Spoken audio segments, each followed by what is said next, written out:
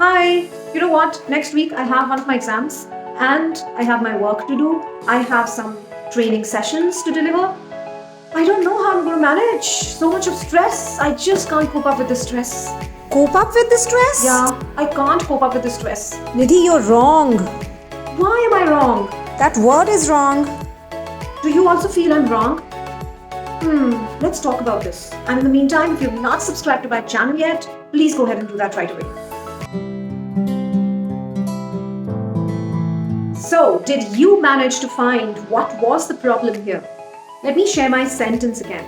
And my sentence was this: I'm not able to cope up with the stress. But what is wrong here? Let me share the meaning of this word first. Now, this particular word actually means to handle difficulties or to manage something successfully. Cope is one word that is used along with a preposition, and the preposition is with. Cope with, not cope up with, but cope with. So this word has to be paired with. So my correct sentence would be, I have a lot of stress and I'm not able to cope with the stress.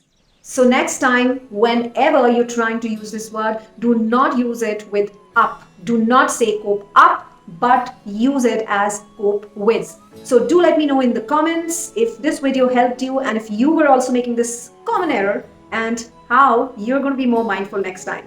And if you want to know about some more common errors, I'm going to be back next week. Until then, please do stay connected. And if you have not subscribed to my channel yet, please go ahead and do that right away. And also press that bell icon so that you know when I'm uploading my next video. Take care. See you soon.